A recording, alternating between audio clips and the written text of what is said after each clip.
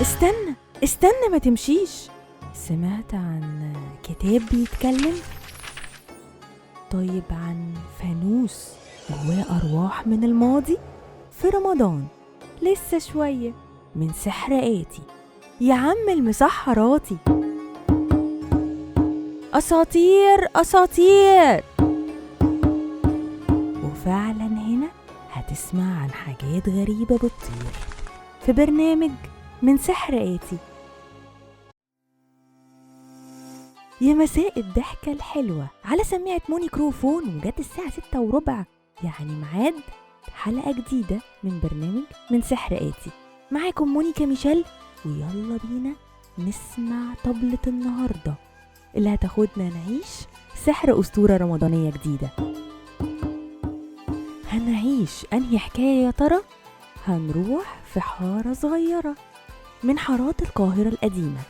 بيقولك كان في خباز عجوز اسمه عم صالح، واشتهر باسم غريب قوي الصراحة، خباز القمر. ما تستغربش، هتعرف ليه.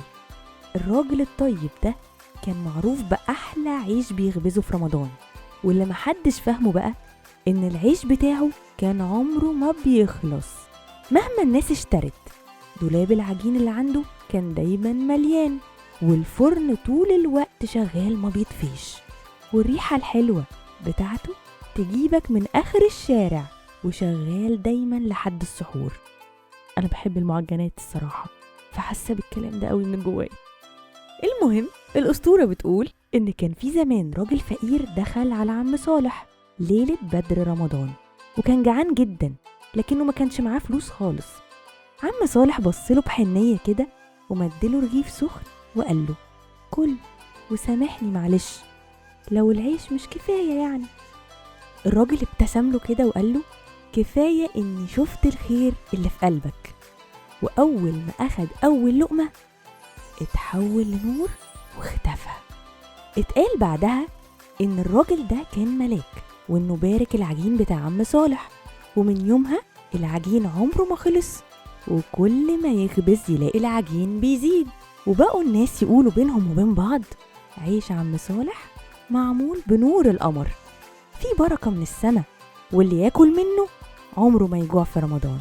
وفي كل سنة في ليلة البدر الخبازين في الحارة نفسها يفتكروا عم صالح ويحكوا عن خباز القمر لكل جيل جديد.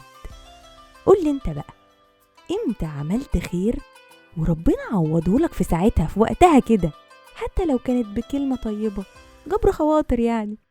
اكتب لي تحت في الكومنتس، ولو حابب برضو تقول بتحب ايه في المعجنات انا هعزك قوي الصراحة.